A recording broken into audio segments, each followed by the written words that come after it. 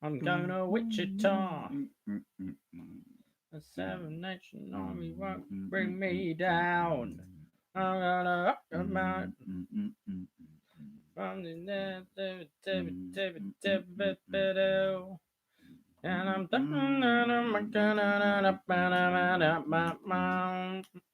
just jamming out, just having a moment.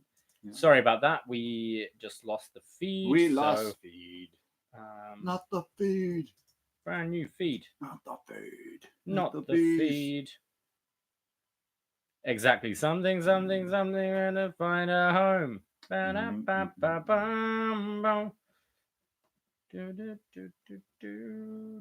going to Wichita.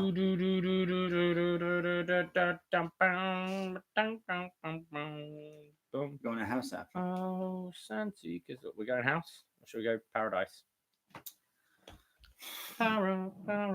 I'm always in paradise. I live with you. Okay. Oh. Some more wine. It's Wine Wednesdays. It's Wine Wednesdays. The Wednesday Night Wars, sponsored by wine. A little bit of the bubbly. There we go. A little bit of the bubbly. Yeah, a little bit bubbly. Oh. No, I mean. Maybe minutes. It's filling up again. People are finding it. People are finding it. Again, how do we look? How do we sound? Good thing I checked Twitter. Yeah. Twitter is the key. Twitter is key, mate. Twitter. What's Twitter's catchphrase? Like Twitter, it's what's happening. Twitter, it's what you're saying. Never thought about that. Sorry? What the fuck happened? Everything happened, Charbel. Everything and nothing. Everything happened, Charbel. That's what happened in the world. Everything and nothing, I always feel would be a good Bond title. Everything and Nothing? Everything What's and the nothing. new one? The new one has a sick title. Like A Good Day to Die. Good Day to Die. Yeah, because you know why? He's going to die. He's going to die. He's going to die. He ain't dying. He ain't dying. He ain't dying. Who's the next James Bond? Robert Pattinson. Next Bond? Yeah. I don't know. I think Scarlett Johansson. I think it will be some kind of unknown person. Scarlett Johansson. Guys, who do you think the next Bond will be? Scarlett Johansson. Kyrie Zane looks fine. Thanks. Casino Royale is the best. Eric, you're completely correct. Eric, I'm drinking wine. It's a Wine Wednesday. Cheers to us. Fassbender would be good, but he's kind of the same age as Craig, isn't he? So yeah, no, they'd have to go younger. Yeah. Fucking Harry Styles. No. Tom Holland. Or what about some like green around the mouth? You got to have an evil Kyrie now because it's evil Kyrie Sane. You can't have a happy Kyrie. Okay, I think we should. Yeah, we can get start going. Do you want to do a little test? Hell yeah, dude, bruh. We are doing a test right now. Checking 1, 2, 3. Testing 1, 2, 3. Testing 1, 2, 1, 2. Hello. Testing. Cool. Does it sound nice and pretty? It sounds so pretty. You have a face for radio. Oh, thank you. I've got red wine face. I got red wine teeth up in this bitch. Yeah. I mean, did you guys all watch NXT tonight, or do we got the drifters who just watch anything or none? Eric's just in for the shits and gigs. He's just here. He's just riding out. Hell no Cell. Yeah, maybe we'll talk about that a little bit as well. Yeah. Should we start recording? We do. We're going to start the show, guys. So thanks for anyone who's joining us here. We're going to keep the cameras on, and we're just going to, record our up next, and you can enjoy, and then we'll chat with you after that as well. We'll hang out. So let's record some up next. LFG. LFG, baby. I'm gonna take my phone and put it over here because when the DM when my phone gets popping, the DMs get hopping. I'm gonna make a note for when we start. You're gonna make a note from when we start talking. From when you start talking. All right, let's start talking. Hello. Braden Herrington here with Davie Portman for upNXT, postwrestling.com, and Patreon.com/upNXT. Absolutely. Shout out all our Patreon supporters. Yeah. You guys are keeping the lights on. You're keeping the wine flowing, the lights on, the gas in the cooker. Yes. Everything. That's right. We appreciate it. We are your NXT friends. And well, that's what we do every Wednesday night now when NXT is on USA. We do a little show now called upNXT where we talk about NXT. And this is that. So we started a Patreon. We have a bunch of new shows out. Yeah. A bunch of new people following us, and it's incredible. It's spooky season. It is spooky season. It's October. I have not watched Hocus Pocus once yet, and it's already October 9th. Something's wrong with me. But we've been watching some scary movies. And if you follow our Patreon, subscribe, you'll see that we have some horror movie reviews coming out. Yeah. You're making me watch this movie I've refused to watch called Saw. Yeah, we will have a review of Saw coming out Sunday night.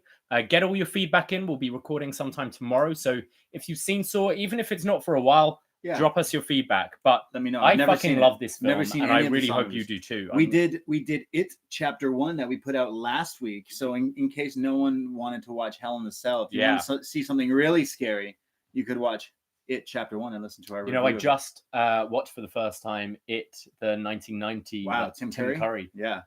Pretty bad. Yeah. Yeah. Well, I mean, it's fun, but pretty bad. The acting. Fun, yeah. What is with Bill's hair? What's with all the hair? He's got early that 90s, late 80s. But that ponytail, dude. Oh yeah, it's the Heyman. awful. Yeah, it's definitely terrible. So go listen for that. We've been doing because of the Hell in the Cell. If you're looking to avoid talking about that atrocious Hell in the Cell thing, we went back and watched a bunch. All the Hell in the Cells. Really, we discussed we asked you what is the best match ever on our new show, Best Match Ever, and we asked what's the best Hell in the Cell. So we reviewed Shawn Michaels versus The Undertaker, the debut of Kane. But we watched a bunch of other ones, and we changed our minds on what is the best Hell in the Cell. Yeah, we realized that actually a lot of these cell matches are underrated. You talk about the big bumps, but there are some really good Hell in a Cell matches out there. So we went in depth on some all the cell matches, really. So go look for that. It's on all the tiers of even the North American tier. You get that, and in the North American tier as well, you can listen to that show. We had a lot of fun. We're going to do some other best match evers down the line. We're thinking Rock Austin trilogy down the line. So subscribe to our Patreon. We'll talk more about that a little bit later. But we want to talk about obviously the Wednesday Night Wars. Every Wednesday, we're Team NXT. Team obviously. NXT, but for life. We watched a little bit of Dynamite last week. Well, we watched it. We'll do a little review tomorrow on our Patreon as well, just because we feel like it. Yeah, that's how we roll. You've got the time. Yeah, we do it. We love our supporters, and we live together. I think you've seen a couple of things. I don't really know anything. I don't know nothing that happened tonight. I don't know nothing, but we're here to talk about NXT. But before we do all that, we are drinking some wine on our Wine Wednesdays. Wine Wednesday. Wine and Wrestling Wednesdays. Wine and Wrestling Wednesdays. Is a thing you created here in the BDE, the Braden David Estate. Speaking of, we got some new decor. Oh yeah, we did. Decor. We got a Camp Crystal Lake. It's pretty cool. Like the from Friday 13th. Yes, like the poster. I don't know. It's like a hunk of wood that looks like a sign. A plaque kind of thing. Yeah. It's really cool. It's spooky. It's in our hallway now because again, it's spooky season. Have you done anything spooky? I went to see Joker the other day. I guess that's kind of spooky. Yeah, I know we don't want to spoil for people, but amazing movie. Very, very good movie. Taxi Driver. Very unsettling. Like you just feel uncomfortable in a good way watching it. And as we have a Joker in our background. Yeah, I love everything Joker. I came out of it wanting more. Like I think they've created this new world, this new sort of Gotham universe with this Joker. And I'd love to see more. Yeah, no, I really enjoyed it. I thought it was cool. Killing Joke is my favorite comic book ever. Right. And like it took from a bunch of different things. Sure. Like I even feel like the Dark Knight had a bunch of influence on it as well. I really loved it. But I don't want to like say anything to kind of spoil. No, it's only fresh. Just come out. Yeah, so I don't want to. Absolutely. We can talk about it again. Yeah, we can talk about it again later on. other than that, there was this thing called Nuit Blanche. Yes. In Toronto. It's this like weird art thing. I worked the bar that night and it was busy. Yeah, it's basically like the streets are just open and people just go and drink and do crazy drugs and walk around and go to art installations. It's kind of weird. It's just like not really art. I don't know. Yeah, I don't know. I think it's cool that there's cool. a night to just do that. Yeah, so it feels like the Purge. Yeah, it does. It's really weird. It's like everyone's dressed up and like for one night, like cops don't really give a shit. Yeah, it is. It is. Yeah, me and my friend just rode around on our bike and like drove to different like art installations and like just took a few roadies and a few tins and just walked around it and it was pretty cool. But I also saw another movie at TIFF. They do like throwbacks, and my friend took me to see. Remember the movie Blade? Yeah, the original with Wesley Snipes. They were airing it, so I went and we watched Blade. But then like a few days later, I went to this Nuit Blanche and I watched Blade, and I'm like, where do I find a nightclub with vampires? I don't know if you've seen this movie. Have you seen Blade? I've seen Blade. Wesley Snipes? Yeah. They go to a club that's like full of vampires. And like, that's my like dream. I want to go to a club with vampires. But then at this Nuit Blanche, they do like these like crazy like street raves where the party just moves throughout the whole city, which is pretty awesome. But I swear, like, I'm not lying. I saw vampires at these like rave things. Like these people have like the eyes changed, the contacts, and they got fangs. It was really messed up. So my spooky season is in full effect. It's in full effect. And I wanna know how I can hang out with, like, how do I become a vampire? You think I could? Sure. I just don't know if I could give up garlic. I mean, you wear black already. Oh yeah, they don't like. Yeah, you use a lot of garlic. Yeah, so it's like garlic is your bacon. Yeah, you eat a lot of bacon. Yeah, and I eat a lot of garlic. I like garlic. So I wouldn't be a good vampire, but when I was a kid, I went to this restaurant and there was something garlicky, and I freaked out. I just didn't like the smell at all. I was young, but I walked to like the other side of the restaurant and just refused. And my parents had just bought this like really nice meal, and they had to just leave and take me back and eat like chicken nuggets. And I know I'm very sorry about that. You apologized to them about that? I did, yeah, recently actually. Well, maybe you're a vampire. You don't like garlic. Oh, I love garlic. Yeah, I love garlic. Well, that was like, so my spooky season's kind of been cool. Yeah, I've learned some life lessons this week. Interesting. Like, don't get into it with actors from Community on Twitter. Oh yeah, David's got heat. You got heat with Yvette Nicole Brown. Yeah.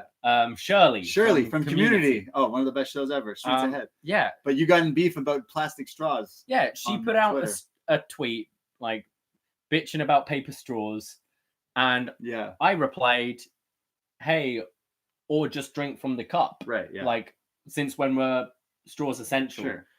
And then she sends this sassy tweet back. It's like, well, I can drink from a cup, others can't. It's like, no shit. Of course, like if you have a disability or you're elderly, for sure, like have a straw. Oh my god. But like, yeah, you got the basic white bitch who comes to my bar and orders a vodka soda lime and has to have a straw because her teeth are sensitive. Well, you Sensodyne, you know? And then I had so many people coming at me. Shirley's Twitter defenders came after you. They came after me. Oh man, I saw. And the guy, Sensodyne isn't the solution to all problems. No shit. I will say, I have sensitive teeth, and I don't like straws. I'll use straws when I have to, and when I get the new, what are they? Paper. Yeah, they suck. They're shit. But I use them. Where, like, our ones at work are actually pretty decent. I know in Italy they've started using pasta straws. Sure. Use licorice. Yeah. Use like crazy straws. Drink from the cup. If you're able to drink from the cup, drink from the cup. If I order a cocktail at a bar, if they give me a straw, I'm like, see ya, I throw it out. You've seen the Ryan Gosling and Steve Carell, right? Crazy Stupid Love or whatever. Yeah. I don't use straws. You don't look cool drinking out of a straw at a club.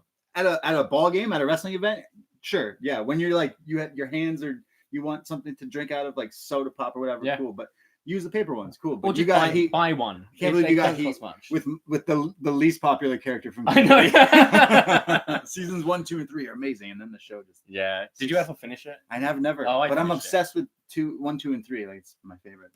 So that's funny. So that's your spooky October. Getting in fights with celebrities on Twitter about plastic straws. Yeah. Wow. You're a hero.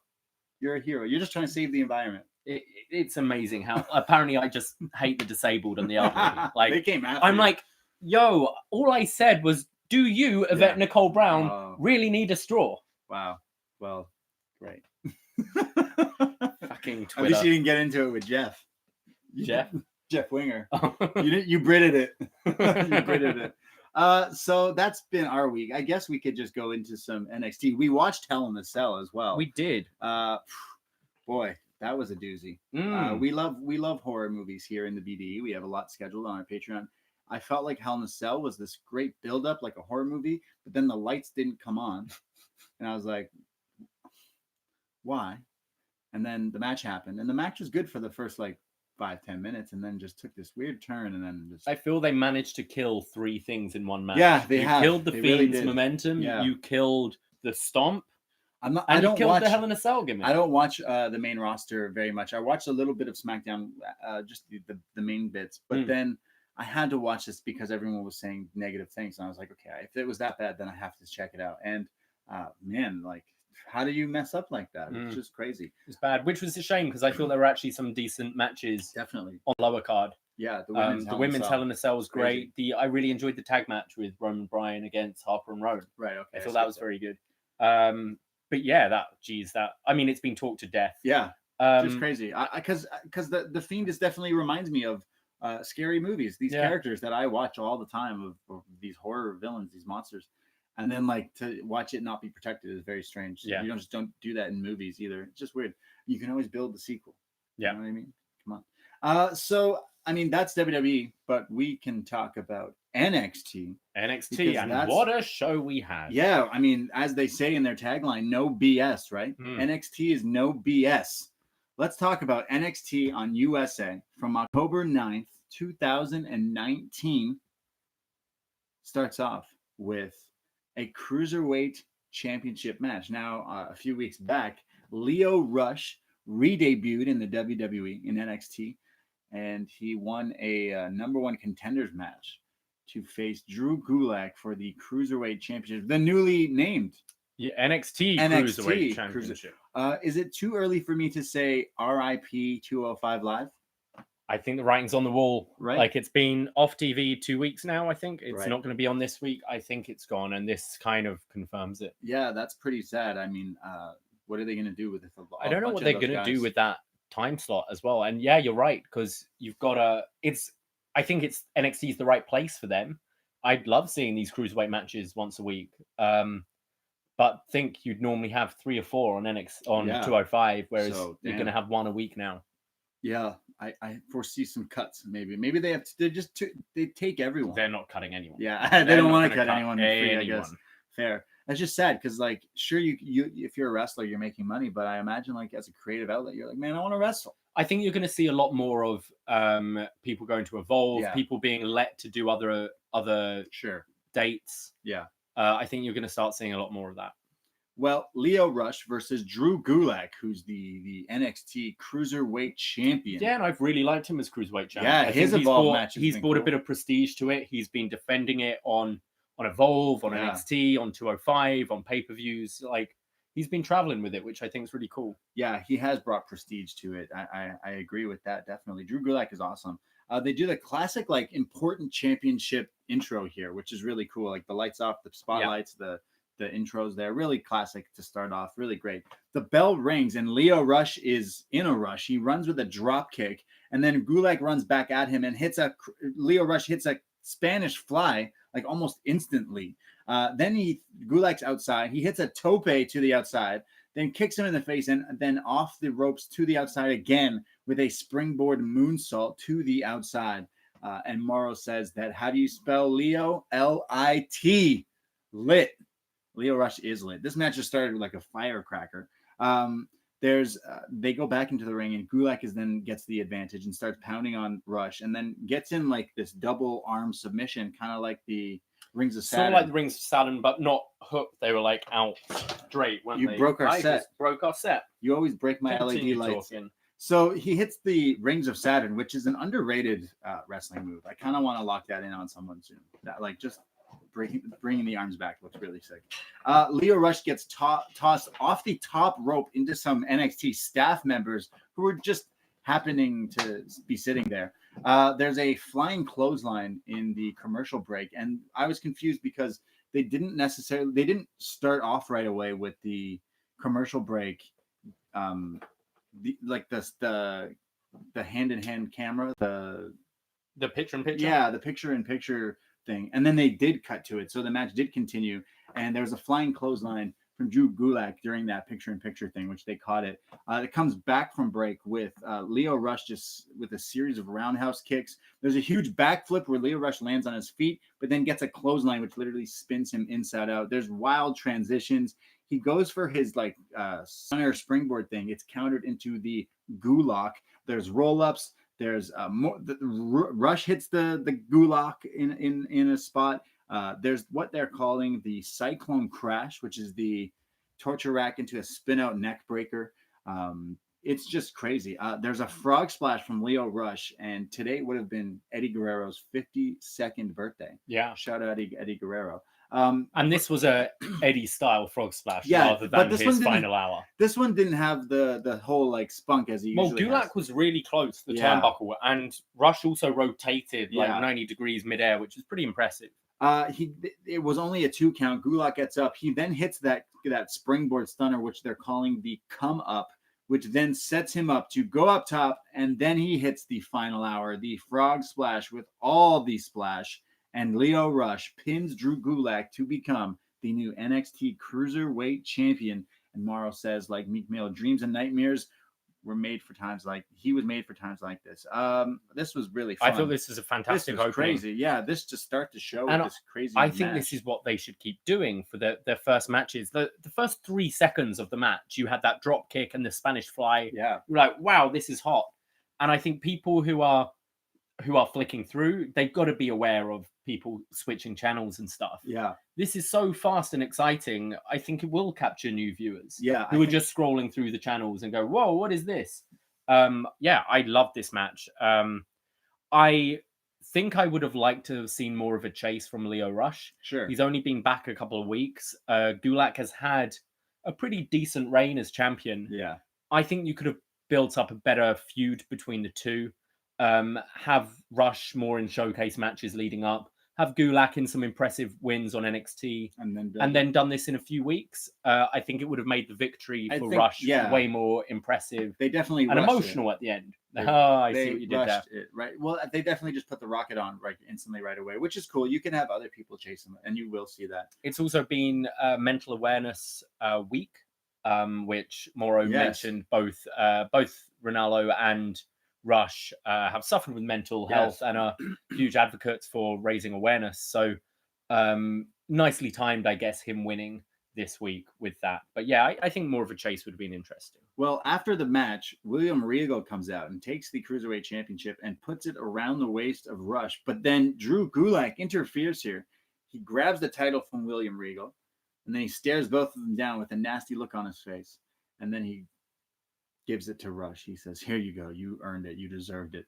And then the Full Sail crowd gives Lio Rush his applause. I thought this was actually so good. What a way to start the show. It got my attention. Like you said, is like this cruiserweight, these high-flying matches always get my attention. And like I watch a lot of wrestling, and I always love like high-flying cruiserweight, X Division, whatever you want to call that.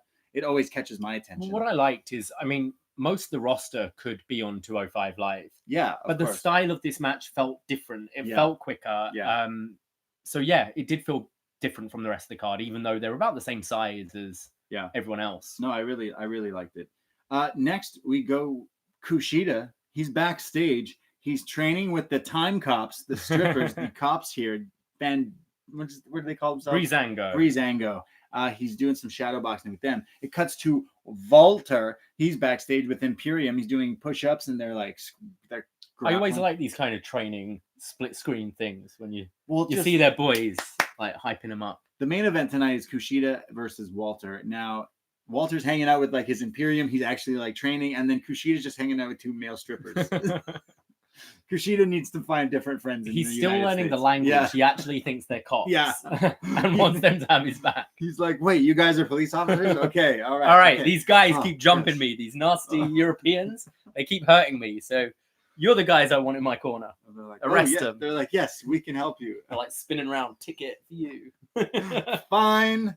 So that's later tonight. We get a video package for NXT's newest acquisition, Finn Balor.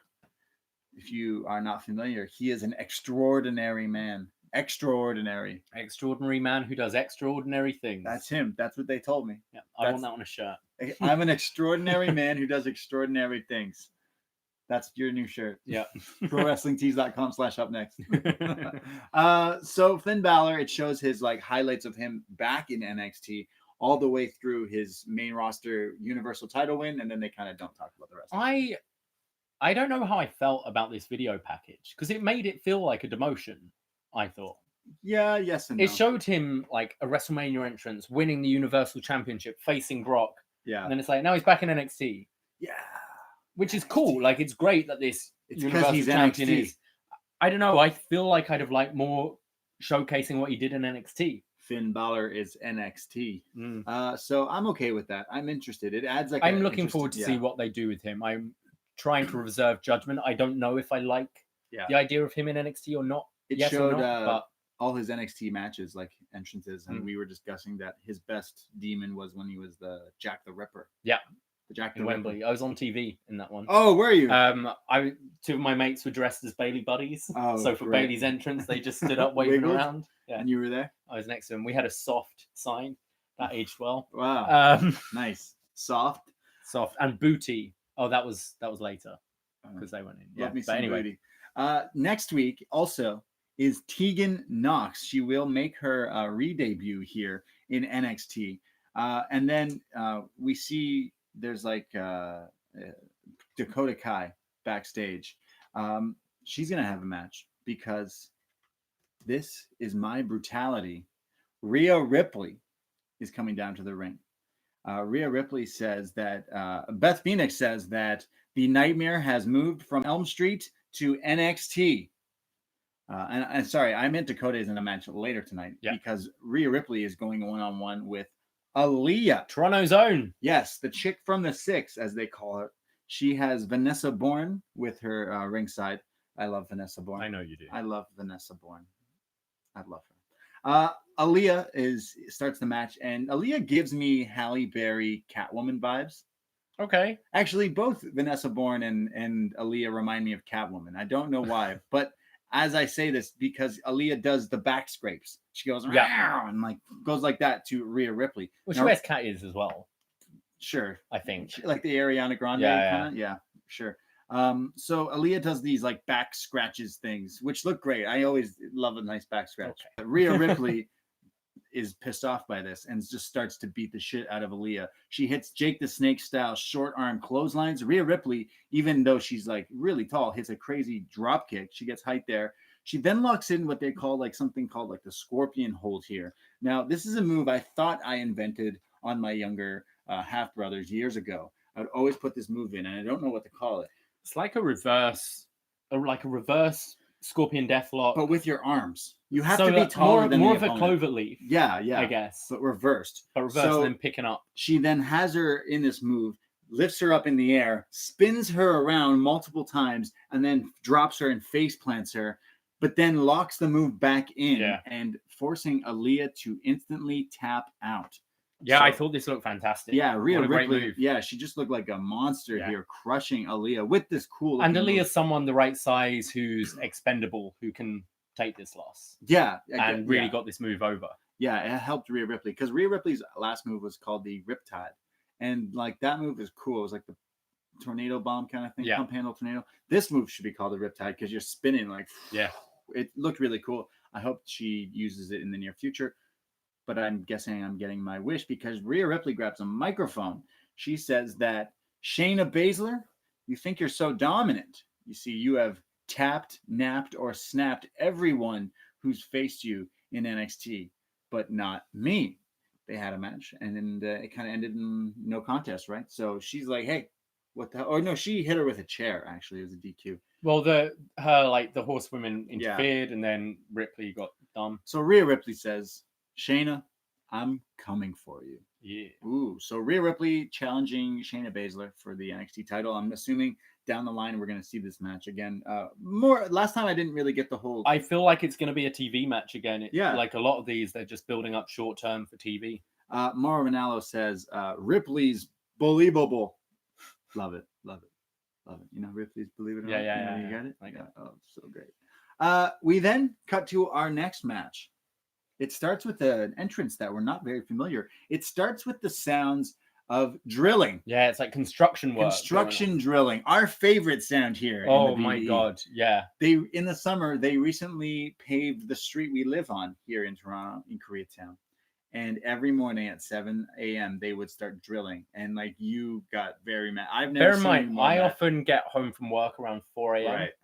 Right. Will often take me at least half an hour, usually an hour to get to sleep. Right. So 2 hours later, not only is it the noise, the building shakes. We're in a basement, and this is like concrete right outside our room, and it's fucking shaking.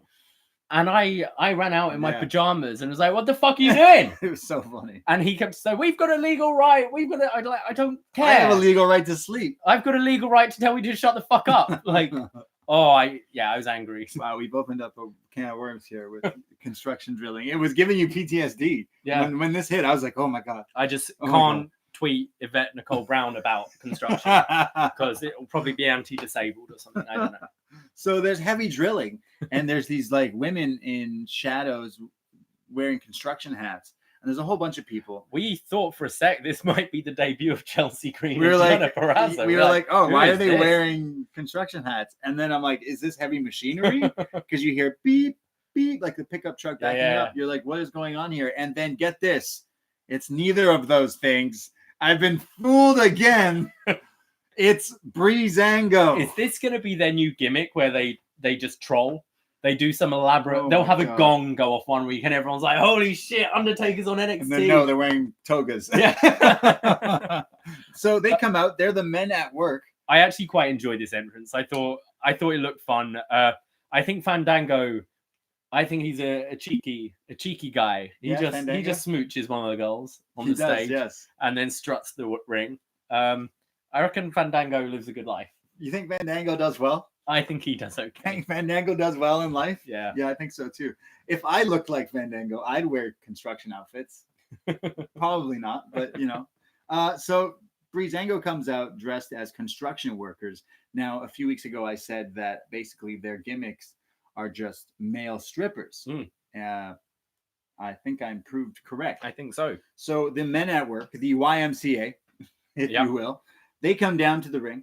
They're going to have a tag team match against Ever Rise. Or are they? Or are they? Because Jackson Riker comes out dragging the bodies of these dudes. He's got like one over his shoulder, dragging one by the arm. He comes out like he's murdered these people. And then Steve Cutler and Wesley Blake come out, and it's the Forgotten Sons. And now it's announced that Breezango will go up against the Forgotten Sons. The match starts off here. There's a huge butterfly suplex lift into a backbreaker from Cutler, which looked actually beautiful. There's this double backbreaker on Tyler Breeze. There's this like double hip toss combo. There's a double backbreaker again. So the whole thing here is Fandango finally gets the hot tag in.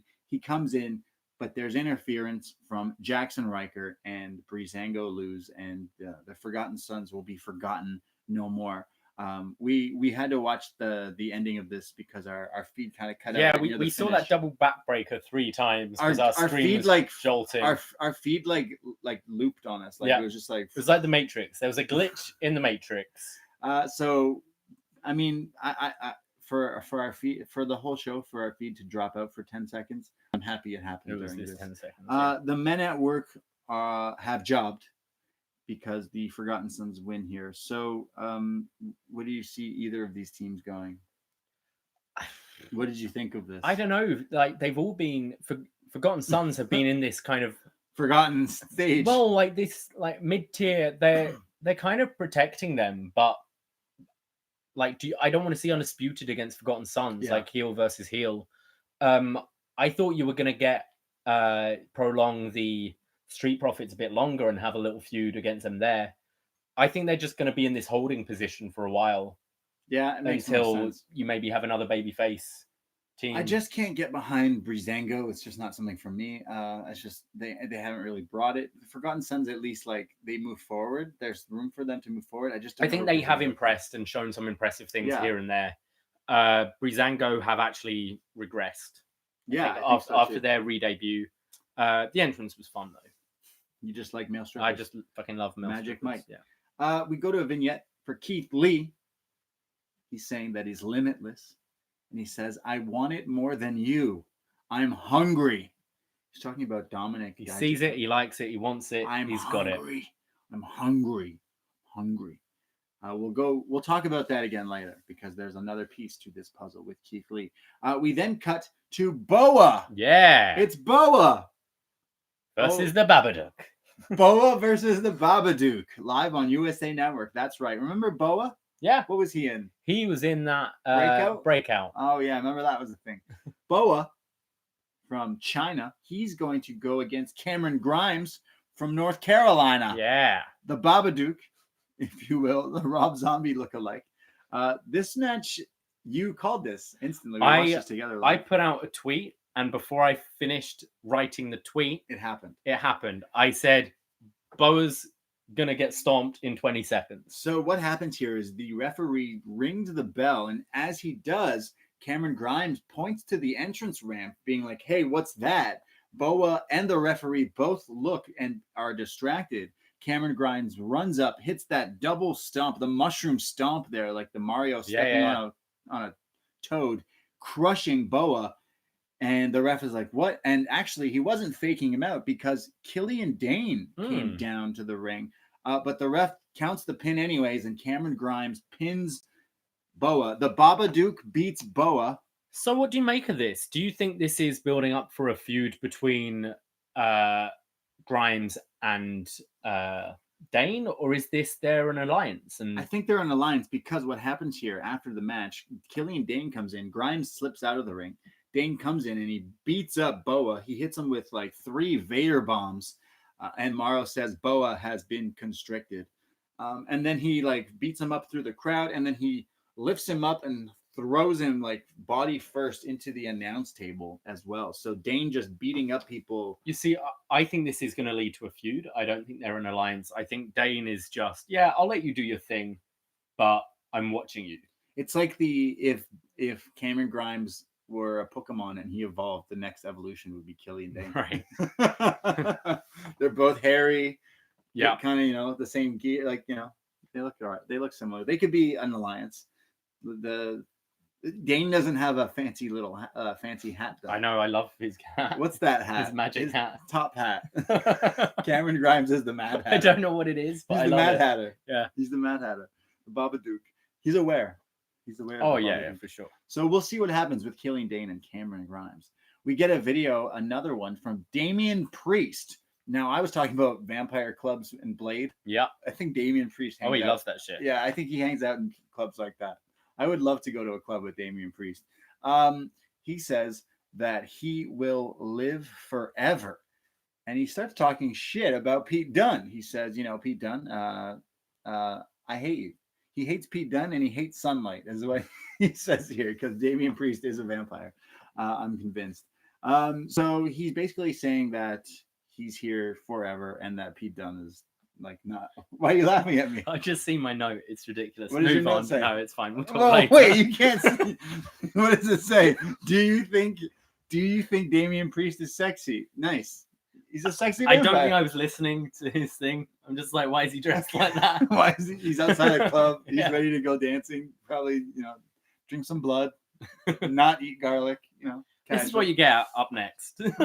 You should see the world tier Patreon. The shit we say. Oh my God, $25 a month Patreon. So Damian Priest obviously still has some beef with Pete Dunne, and we'll get to that. But our next matchup for the night, it is Roderick Strong going one-on-one with Isaiah Swerve Scott. Now, just before the Roddy walks to the ring, he is backstage in Gorilla with Undisputed Era, and they are not coming down with him, but they hype him up. They slap him on the back. They're like, good luck. Go kill it. Roddy comes down to the ring by himself. Scott comes out. Well, yeah, I always hate the champ coming out first. The champ should always come out second. Yeah. But I realize it's that after the commercial break thing. Scott comes out. People don't really know who he is. They might, I'm not into this match. Switch off. Sure. Whereas Undisputed, they've been made a Sure. big deal. They've Yeah. been in every episode. You hear that music. And I feel that might have been a a trick to try and keep people. Sure. Well, Roderick Strong going one-on-one with Isaiah Scott Swerve. And this is, I would say this whole episode was kind of a sleeper episode for me, but I love this match. And let's get into it. There's a crazy kick right in the beginning from Scott to Roddy. There's like a cartwheel splash. There's this like series of head scissors. There's a shot to the liver, which we're very familiar with here. There's like a low basement drop kick, but then Roddy starts firing back with gunshot chops. He hits a backbreaker. Swerve fights back and hits this like cartwheel handspring, jumps up for this move, but gets caught in a back suplex position, spun around and dropped into a backbreaker. The backbreakers in this match were crazy. Yeah, this was insane. Roddy is the messiah of the backbreaker, Camp Strong. Roddy does the 10 punch up in the corner. He then hits a belly to backbreaker, which is sick. So instead of throwing you overhead with the belly to belly, he lifts you up and hits you with a backbreaker. Just nasty. It cuts to commercial with Roddy still on the offense. Scott finally gets a right hand in and starts attacking Roddy, but this is where Undisputed Era come out.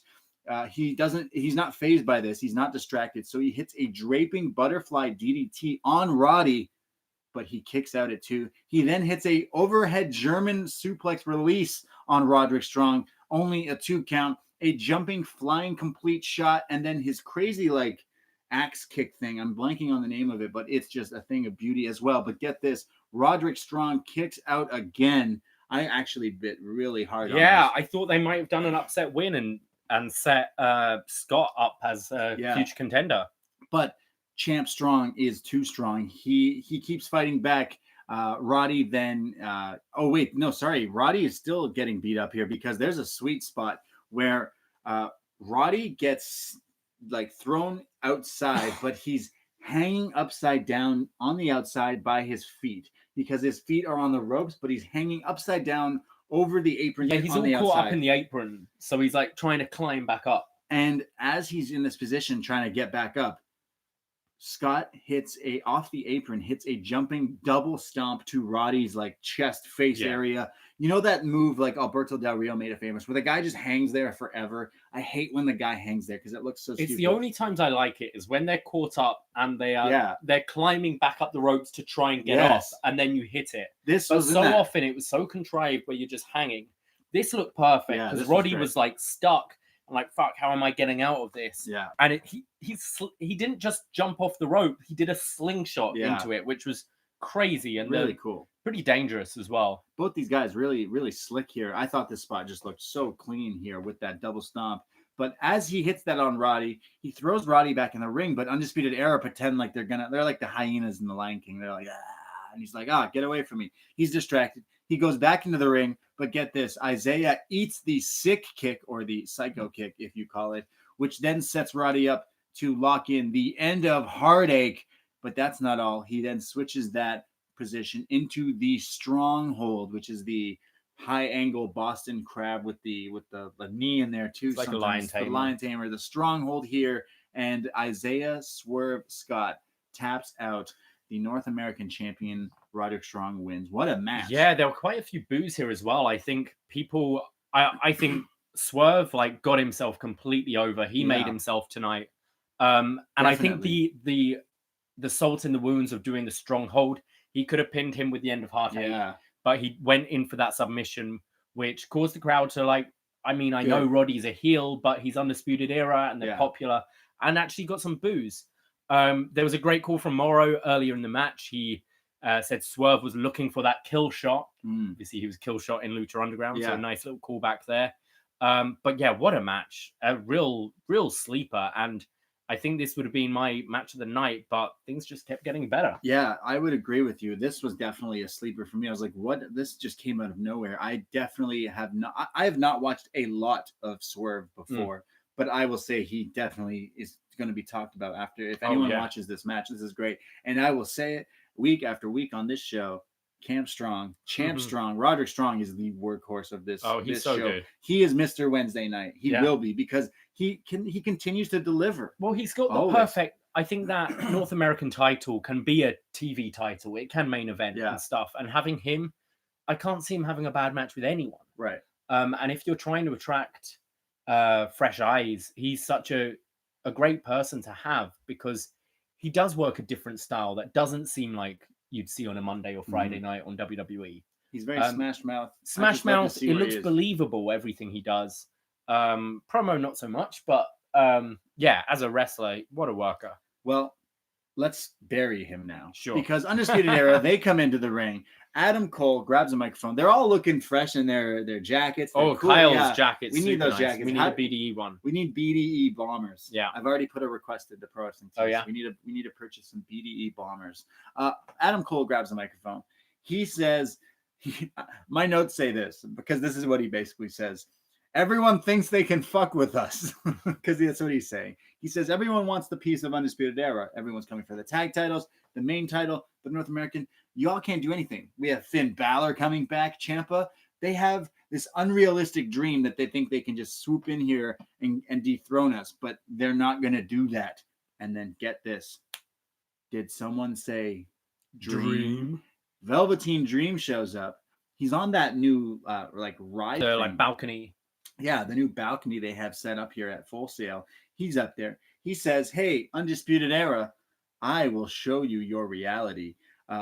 This is your reality, Roderick Strong. And he points to the Titantron, and it's the image of Roderick Strong that he had posted on his social media. Yeah, the Shawn Michaels pose. Yes, it's Roderick Strong naked on his couch with the North American title covering his junk. Yeah. So it's the classic Shawn Michaels pose. Now, Roderick is the one who posted this photo on social media, but Dream says, this is your reality. And you see, you're nothing without the North American Championship. In 2 weeks' time, you will experience the Dream once again. And when the Dream strips you of the title, the world will see how you just don't measure up. Oh. And then the image on the screen changes to a photoshopped photo of the title now removed on the naked Roderick Strong, but the tiniest little censor emoji right above where Roderick Strong's dick is. Now, I know we've talked a little bit about Roderick's shitty little boots here on the show, but shitty little dick. Shitty little dick is what's gonna get poor over. Roddy. Poor Roddy.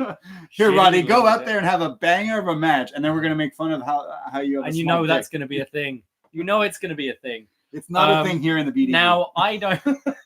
Wow. I don't normally like these Photoshop things they do. No, it's been a while. They're normally pretty cheesy. Yeah. This was funny. Yeah, this was so worked. funny. This really worked. This was really great.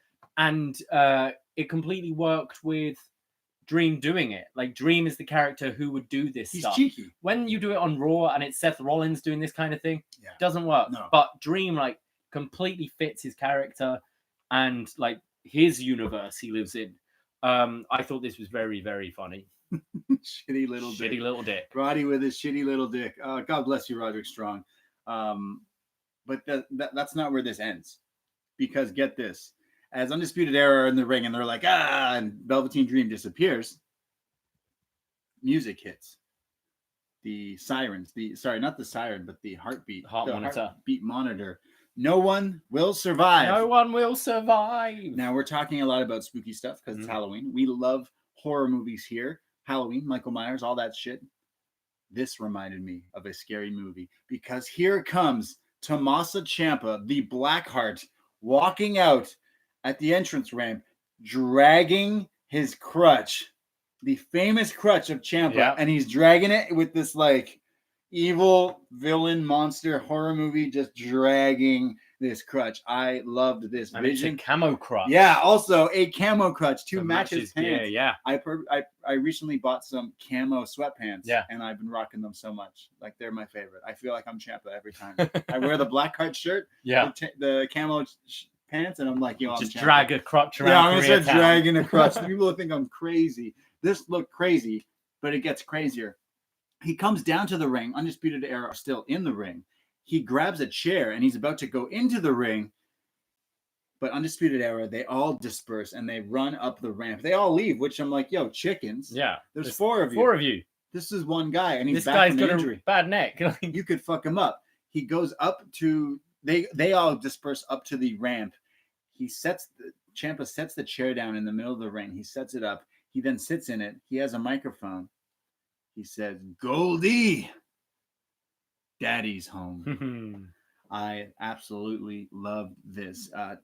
Ciampa is a character that will soon take over on NXT here. He's just fantastic, and I can't wait. This whole thing from the match leading into Undisputed Era, leading into Dream, leading into Ciampa coming out and saying "Daddy's home," which I fucking he love. looks fantastic as well. I mean, when he returned from the last injury, he looked a lot bigger than he did before. He looks like a killer.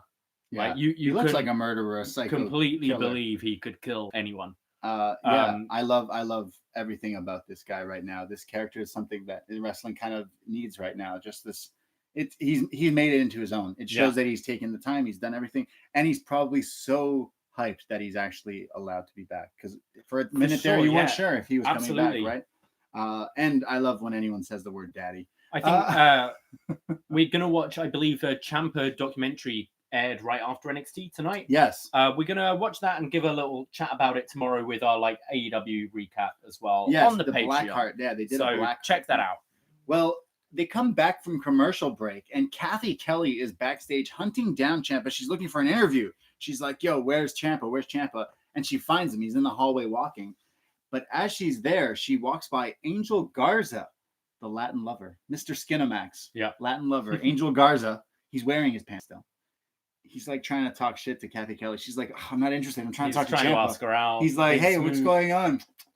She goes over to Ciampa and she's like, "Hey, Ciampa, what's going on with you? You're back." And then he's instantly interrupted by Angel Garza, and he starts speaking in Spanish to both of them. He goes, "Tomasa Ciampa, no importante, no important, no, no, por favor."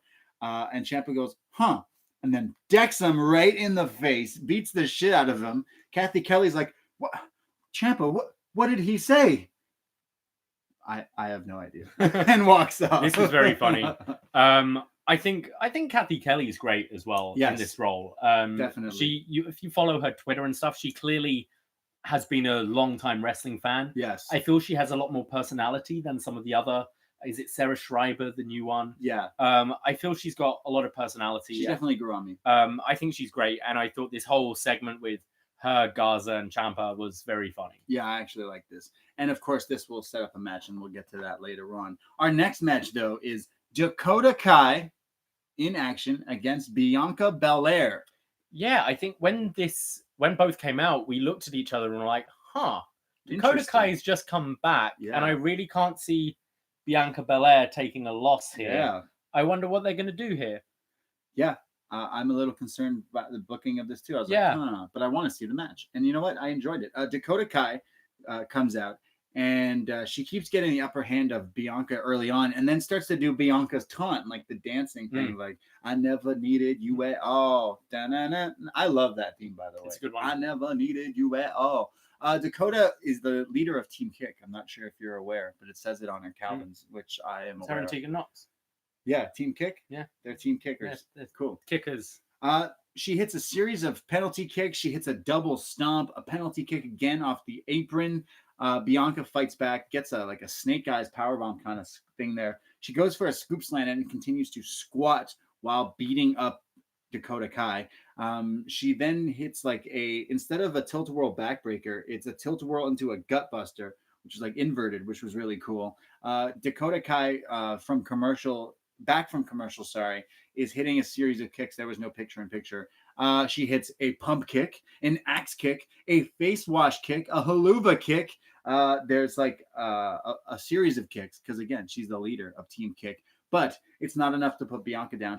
Bianca hits this beautiful standing star press for a 2 count, and eventually leads to the KOD, the torture rack into the face plant for the 1-2-3. Bianca Belair beats Dakota Kai, and our dreams of Dakota Kai going forward here against Shayna crumble. I've just come up with a prediction. Okay.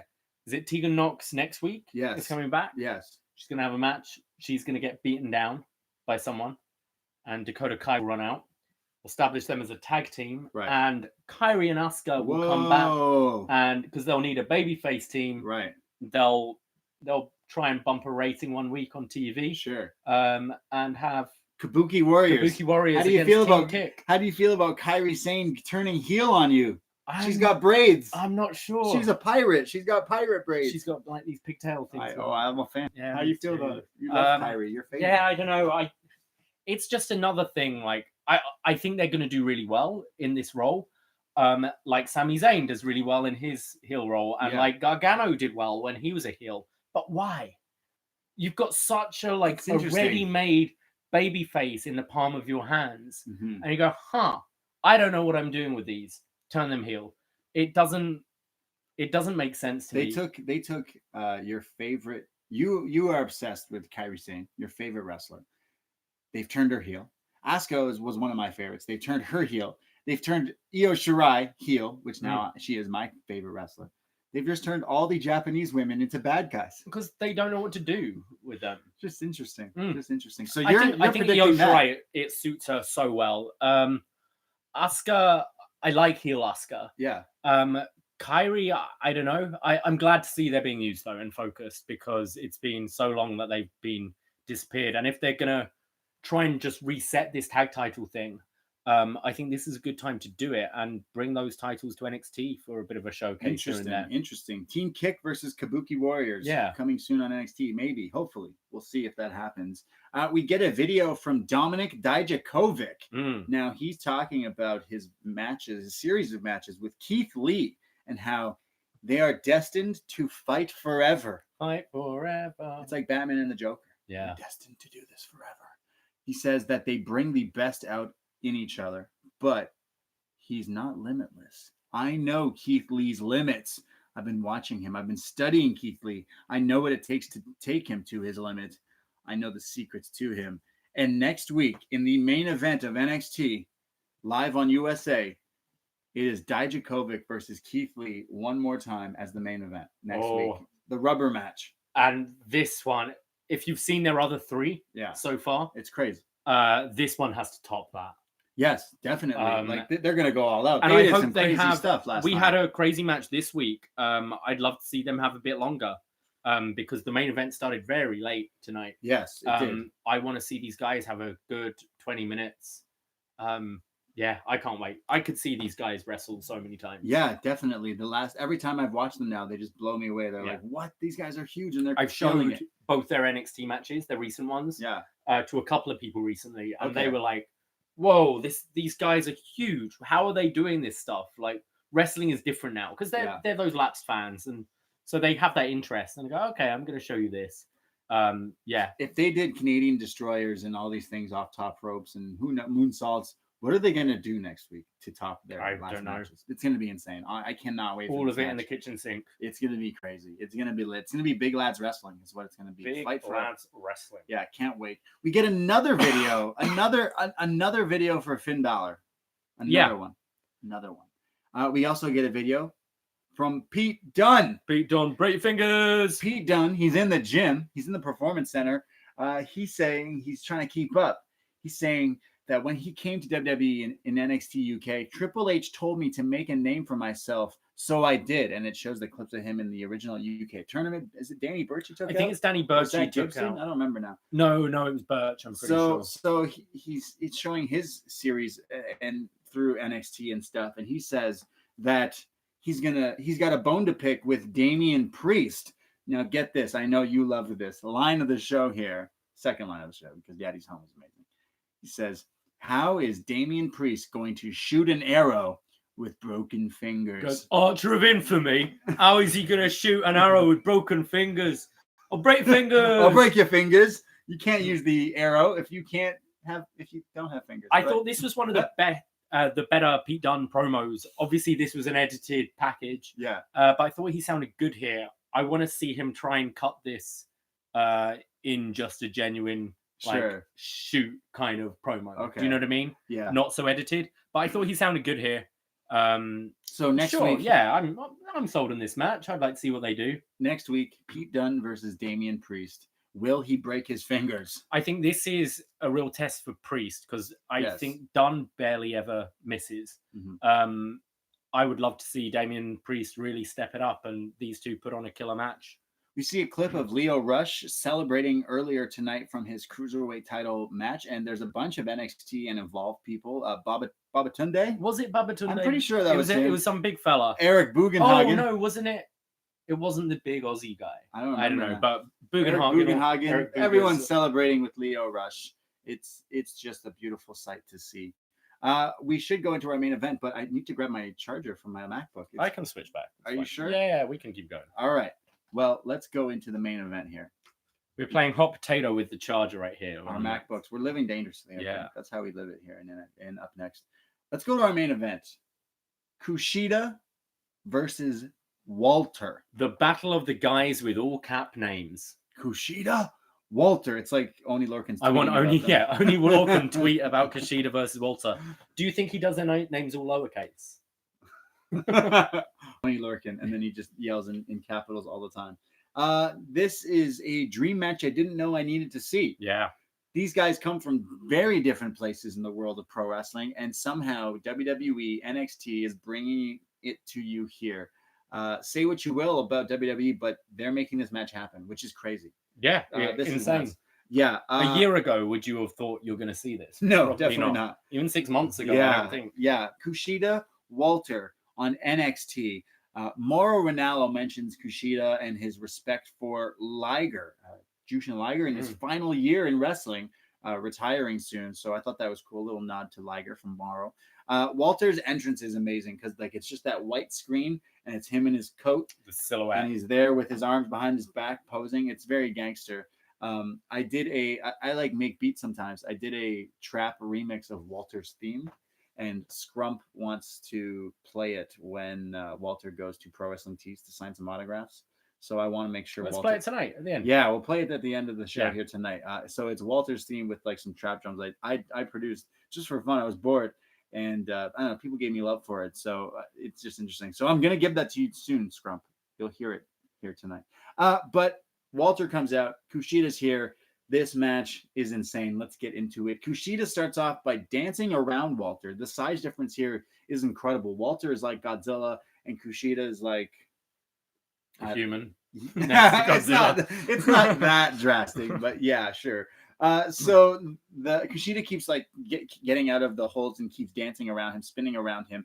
Kushida goes for a springboard, drop kick or something, but loses balance. And as he does, he eats a boot right to the face. I wasn't sure if this was intentional or not, but Kushida and Walter are both very slick and very sure, pretty snug. Yeah. They don't miss a beat, and it felt like it could have even been a planned spot, a planned miss up.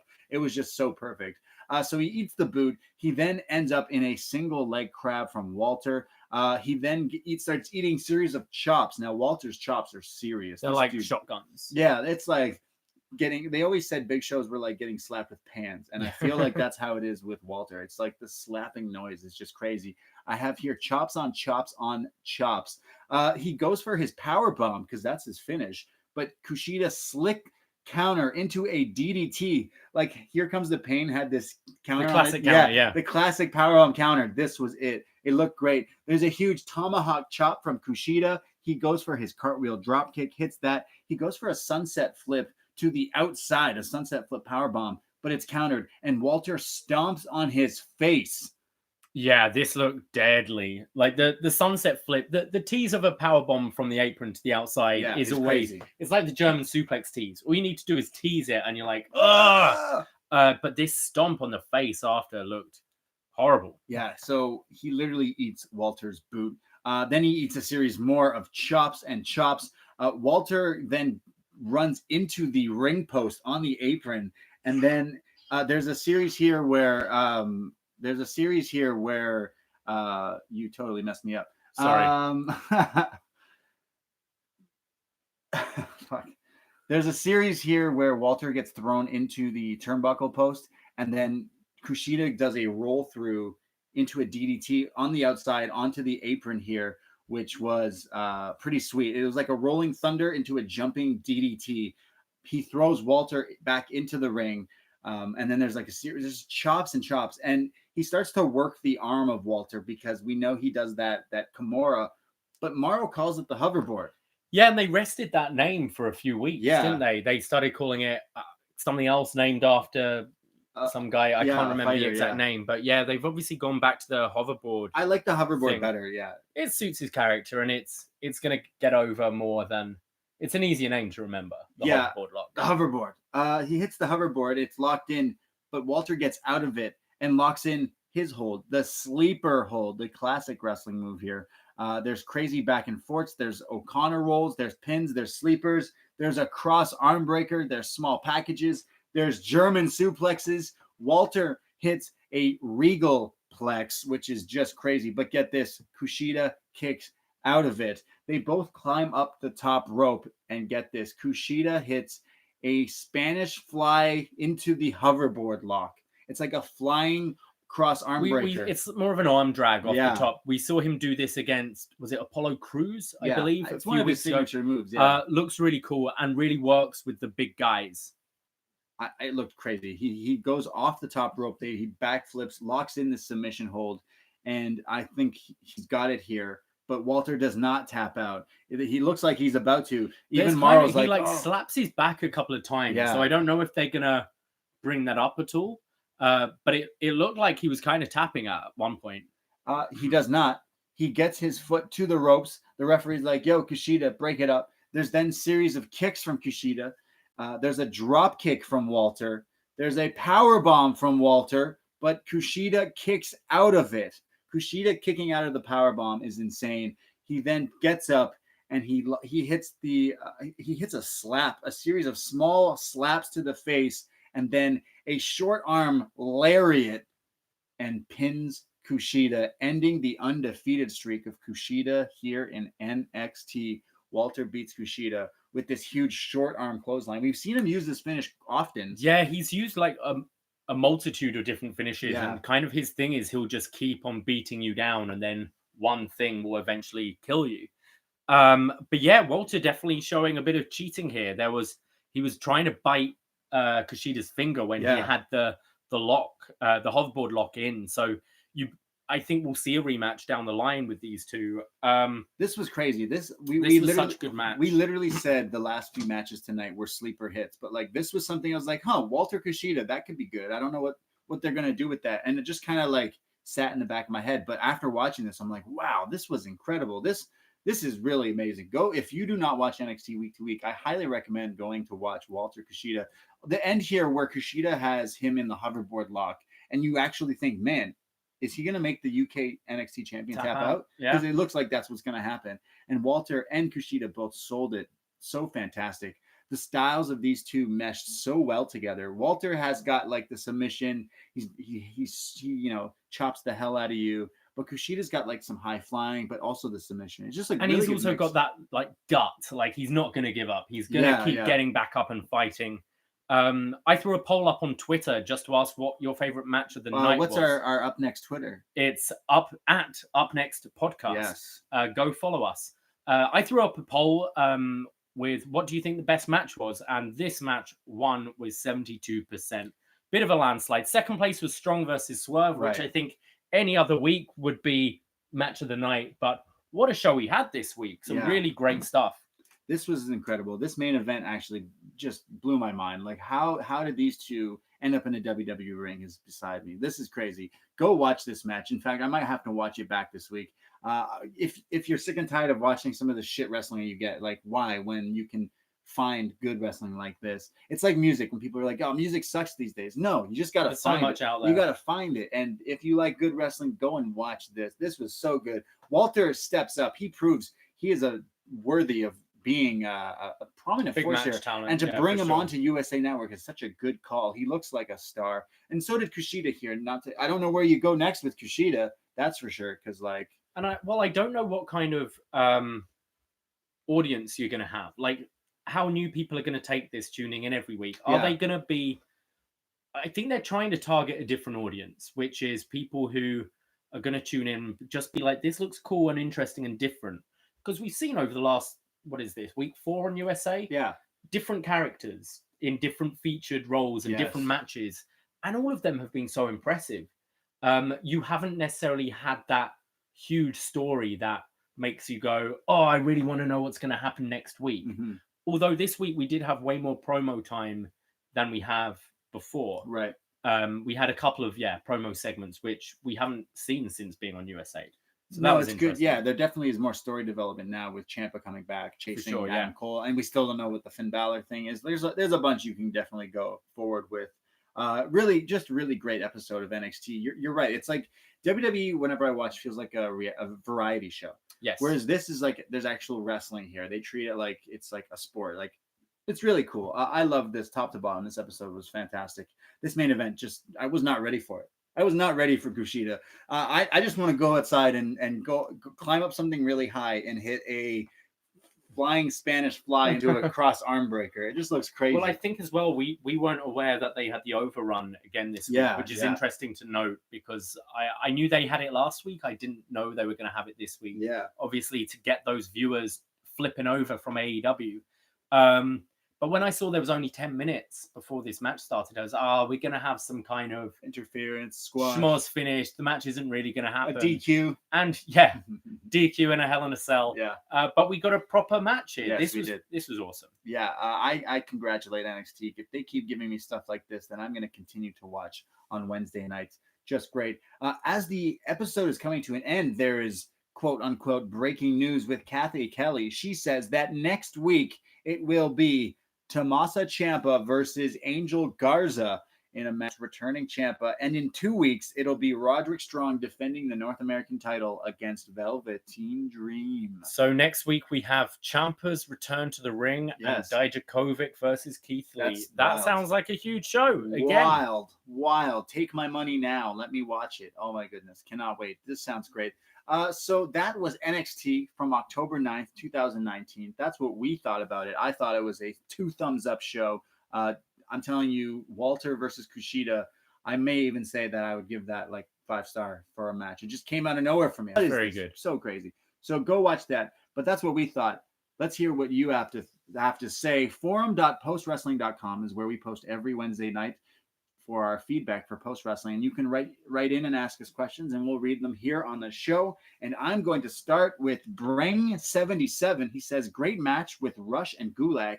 Interesting that they were referred to the title as the NXT Cruiserweight title. It was an odd fit for NXT, as a lot of the roster fits that size anyways.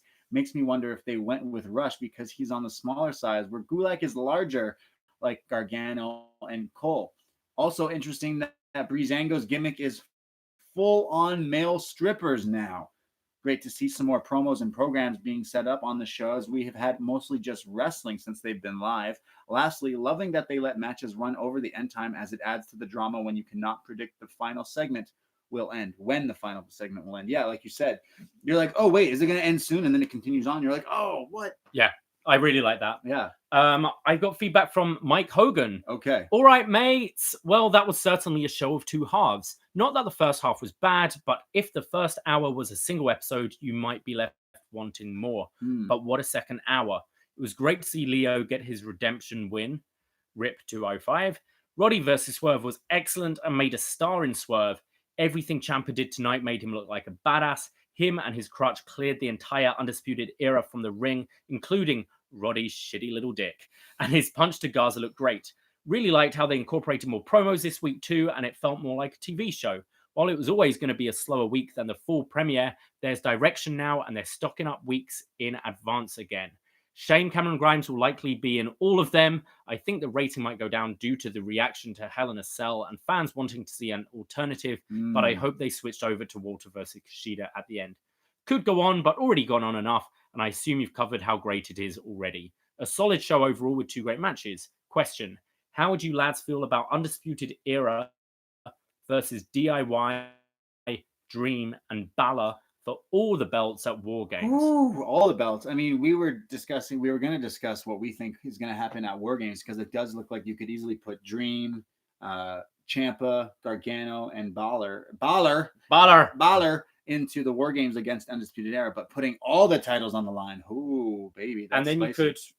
Then you have more room to do like a Kushida Volta again. Yeah, sure. Defend that UK title, defend the Cruiserweight title, and have all that would be a stacked War Games match. Yeah. God, yeah. And I feel like that's the direction they are going. I can definitely see that, especially that they're just building up this whole Undisputed Era have all the gold. But Like Mike is right. Will be on the line, I think. Mike said that it probably got a lot less viewers because people would want to tune into AEW. Well, I got a tweet earlier today when I was promoting the show tonight, and someone was like, "Nope, not gonna give the E anything else." Yeah, not giving like the Fed NXT my money. is great, but like fuck them after Sunday. Yeah, I could see why. I agree.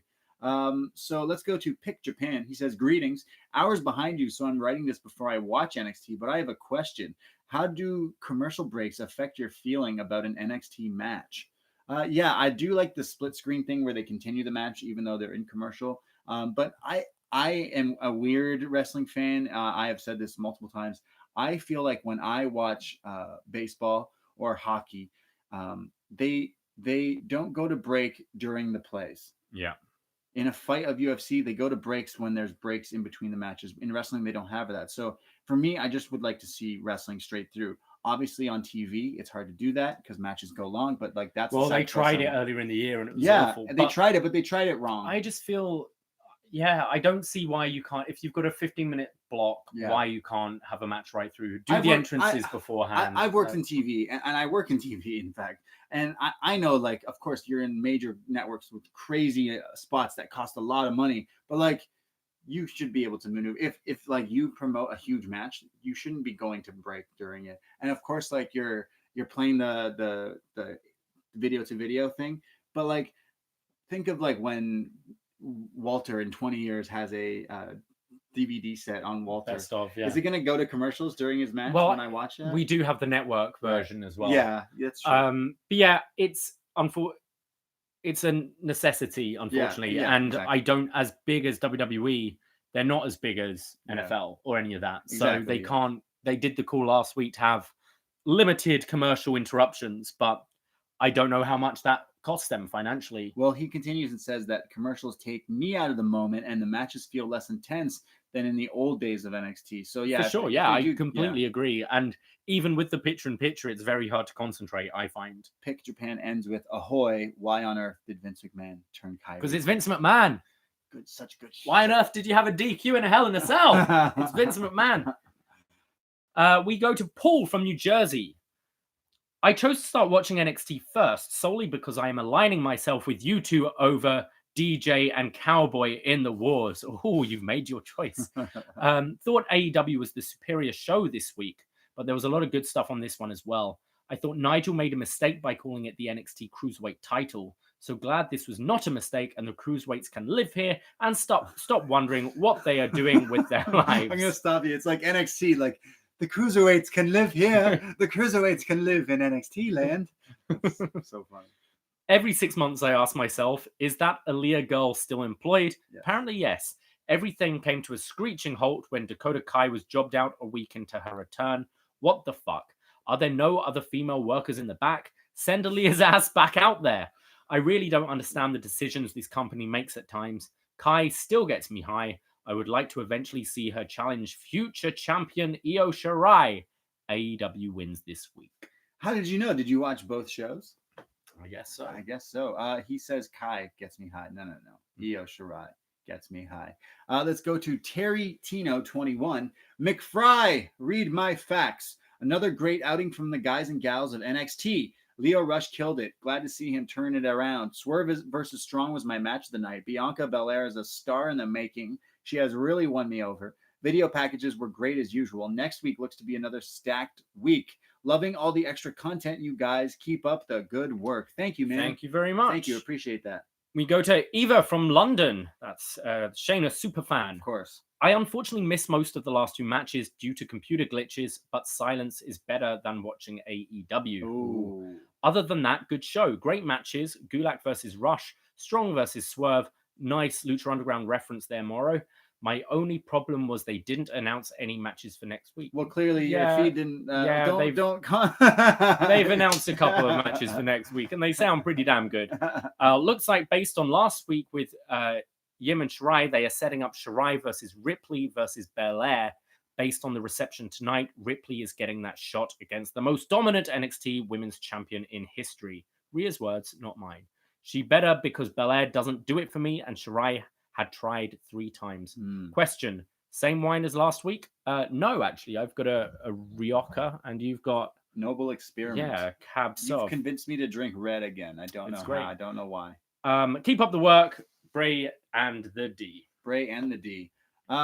Chris from Pennsylvania. Last week I watched AEW live for curiosity purposes, but this week I decided to go with NXT. Really strong matches booked to end the show, with Kushida and Walter being particularly great. I like that they went 10 minutes over and they used the end of the show to set up matches for next week. It's a great way to grab the attention of any AEW viewers flipping over to find the last minutes. There were a couple of slow spots in the middle, but I think they did a better job of storytelling this week. Felt a lot more like a regular weekly show will be like. We'll definitely be back next week for Lee Dijakovic. Yeah, that's going to be insane. Yeah.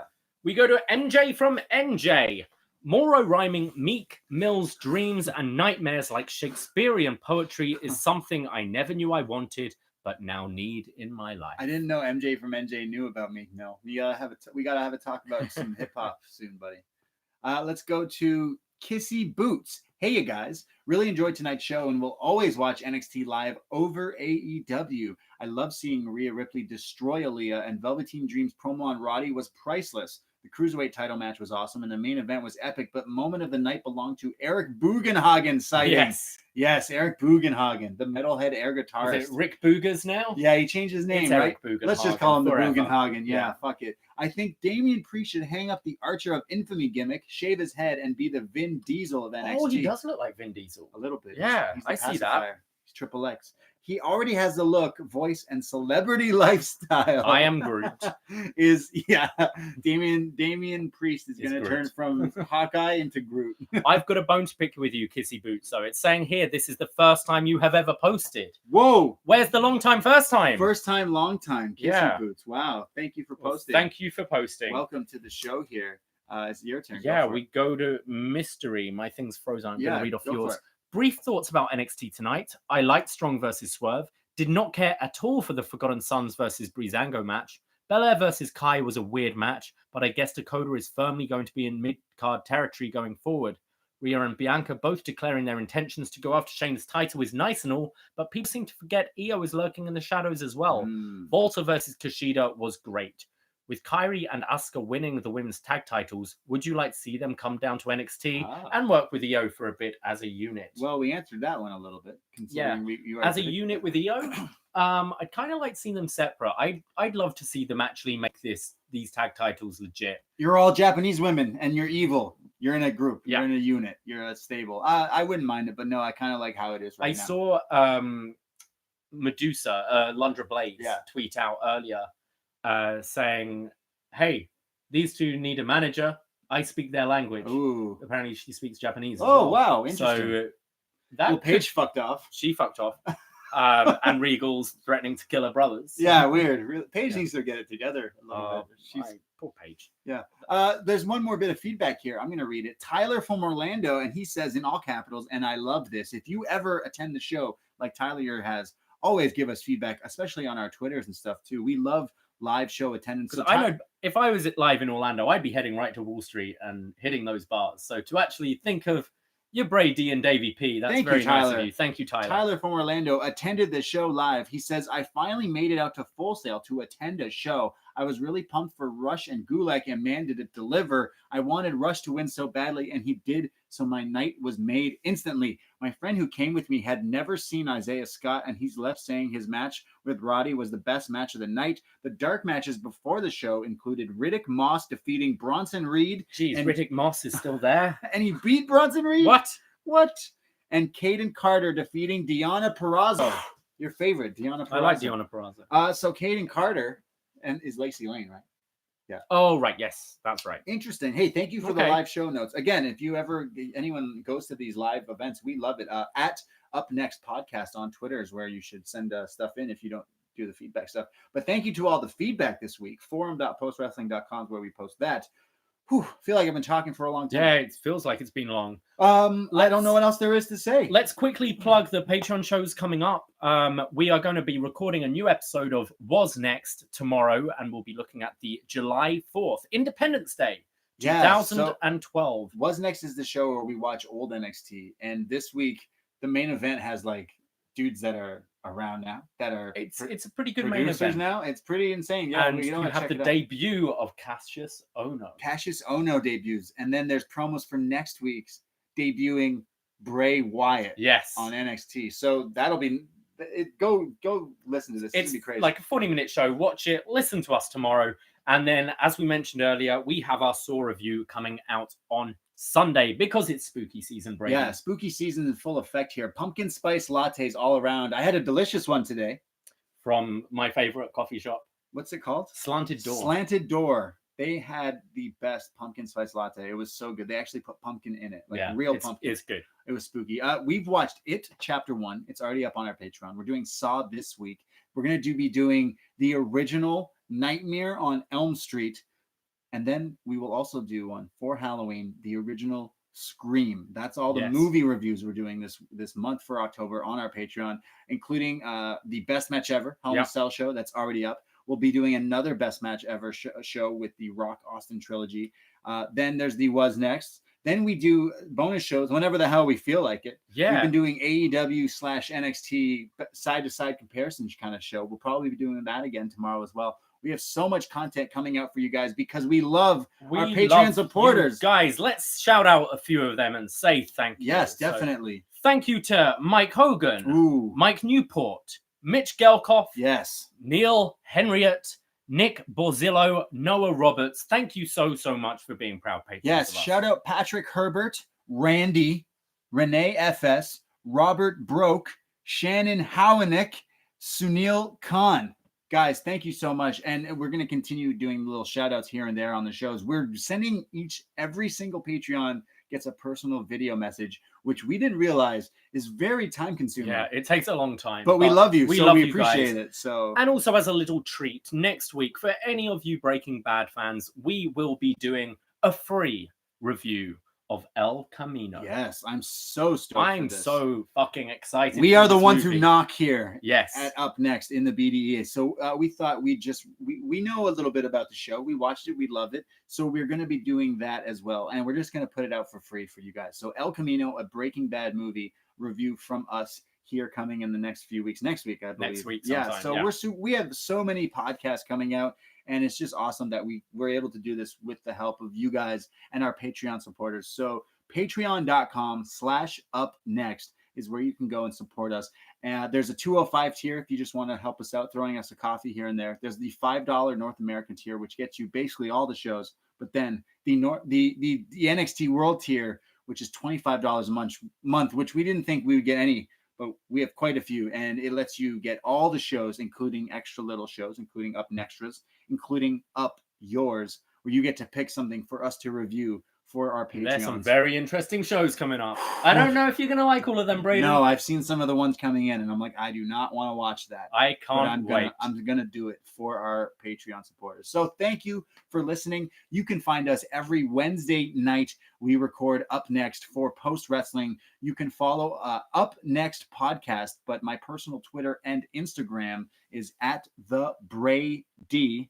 And mine is @Davie Portman. You can go to postwrestling.com for all the John and Way stuff. These guys are killing it. Wednesday nights, we got covered. Why would you listen to anything else? Yeah. We got you covered. You got the AEW, you got the NXT. It's just great. The Wednesday Night Wars, they're thriving. I'm super stoked to be continuing to do this. We're going to go check out AEW, even though we watch NXT every week, because we got to support gotta support the bros as well. So look out for all of our shows coming out. Thank you so much. We'll talk to you again next week. Take care. Goodbye. Oh, and throw them up. Throw them up. Throw them up. Throw them up. Goodbye. Ahoy! Yes, I'm out of breath. Are you the same as me? You're like, whoo, baby. That red wine drying up the mouth. Yeah, a little bit, man. Holy. We got voice. We need voice for karaoke. We need voices. How? Oh man, it's already midnight. We're not gonna make it. Oh really? Shit. You know what that means. Thanks, Jake. Who's there? Thanks, Matt. Who's still hanging out? Jake, Matt. I think that's it. Oh, we got one other guy. Oh, that might be you. Don't you have it on your phone? No, I don't have it. Thanks, guys, for watching. Love you. Have a good night. Hey, man. Hey, guys. Thank you so much. Jim. Who's there? Jim from Cleveland. Jake, Matt B. Mud Pies, my dudes. Yo, thank you guys for sticking around. We didn't expect anyone with so much stuff going on. But thank you for following and supporting. Love you guys. Thank you. Have a good night. Drink a little bit of the bubbly for us. Throw them up. Throw them up. Throw them up. Throw them up. Get them up. Get them high. Ugh.